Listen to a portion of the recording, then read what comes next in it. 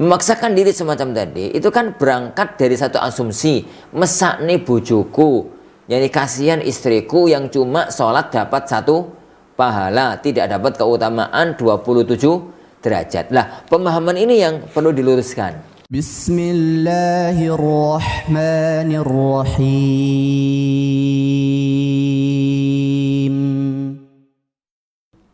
Sebentar. Begini Ustaz. Jadi jadi seorang yang menikah itu kan biasanya pengen bisa berjamaah sama istri. Sementara kita laki-laki itu berjamaah kalau berjamaah ke masjid. Itu gimana Ustaz? Seandainya kita bisa berjamaah di masjid, tapi juga bisa berjamaah dengan istri di rumah. Padahal istri juga memiliki anak. Ustaz. Baik, Bapak Abdul, terima kasih atas pertanyaannya.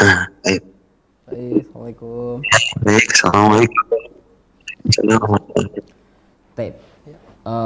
Yang Ana tangkap, jadi seorang laki-laki menikah, kemudian dia kebetulan belum punya anak, lalu dia kepingin agar dia itu bisa berjamaah dengan istrinya di rumah, padahal seorang laki-laki itu syariatnya sholatnya di masjid. Seorang laki-laki itu sholatnya di masjid. Bagaimana solusinya? Pertama, Masya Allah, semangat yang bagus. Jadi untuk menggabungkan semua kebaikan, dia di satu sisi menjalankan syariat untuk sholat jamaah di masjid. Itu yang pertama. Yang kedua, ingin supaya istrinya itu mendapatkan pahala sholat berjamaah juga. Ingin agar istrinya itu mendapatkan pahala sholat berjamaah juga, sehingga yang dilakukan adalah bagaimana caranya istrinya itu agar ikut berjamaah. Masalahnya, dia itu harus sholat di masjid, gitu. Harus sholat di masjid. Saya katakan ya akhi, ya ukhti. Jadi seorang laki-laki itu disyariatkan sholat 5 waktunya di masjid. Dan sholat bagi laki-laki di masjid itu satu syariat agung. Sampai sebagian ulama mengatakan wajib ain. Sebagian ulama mengatakan fardu kifayah. Para ulama yang mengatakan sunnah itu mengatakan sangat amat ditekankan sekali. Ya.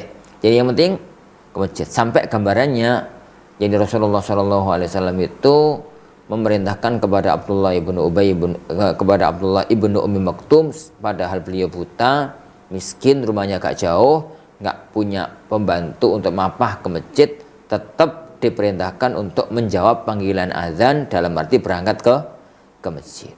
Lah, itu yang pertama. Jadi seorang suami disyaratkan untuk sholat di masjid.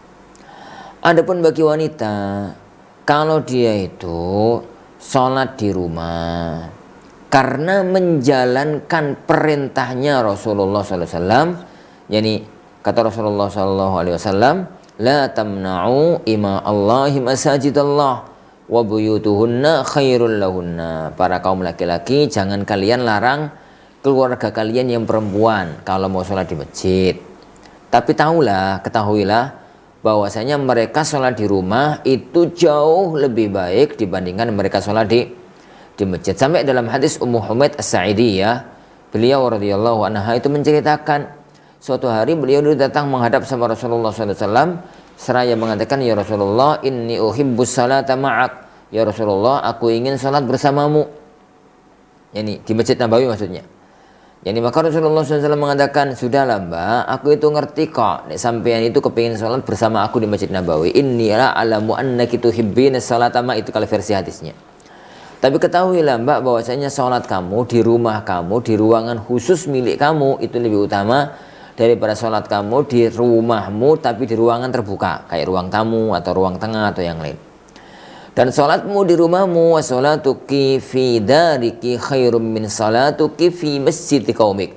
Sholatmu di rumah kamu lebih utama dibandingkan dengan sholatmu di masjid kaummu. Dan sholatmu di masjid kaummu lebih bagus daripada sholatmu di masjidku ini. Itu menunjukkan kepada kita keutamaan wanita untuk sholat di masjid. Berapa pahalanya? Allah Maha tahu. Allah Subhanahu wa taala Maha tahu. Tapi kalau dengan perhitungan istimbat, berarti pahalanya sholat wanita itu di rumah sendirian lebih utama seandainya dia berangkat ke masjid untuk sholat berjamaah. Lebih utama. Kalau sholat berjamaah bagi laki di masjid itu dengan keutamaan begini, berarti wanita sholat di rumah itu lebih bagus. Meskipun sendirian. Jadi meskipun itu sendirian. Jadi tidak perlu memaksakan diri semacam tadi. Tidak perlu untuk memaksakan diri semacam tadi. Memaksakan diri semacam tadi itu kan berangkat dari satu asumsi, mesakne bojoku, yani kasihan istriku yang cuma sholat dapat satu pahala, tidak dapat keutamaan 27 derajat. Lah, pemahaman ini yang perlu diluruskan. Pemahaman ini yang perlu diluruskan. Bahwasanya wanita itu kalau sholat di rumah itu lebih bagus menurut Rasulullah SAW daripada sholat di masjid. Apalagi kalau dia di rumah pun tetap bisa jamaah dengan anggota keluarganya yang lain. Lah, adapun kalau tetap kepingin jamaah, ya istrinya diajak ke masjid. Kalau tetap jamaah, tapi sadarilah ya ukhti, sholatnya anti di rumah lebih utama dibandingkan sholatnya anti di masjid.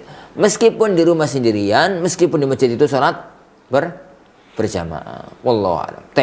Itu yang berkaitan dengan masalah tadi. Lah, adapun kalau kemudian dia sholat di masjid, kemudian pulang, sholat lagi bersama istri, setiap saat semacam itu, saya khawatir itu malah menyelisih sunnah.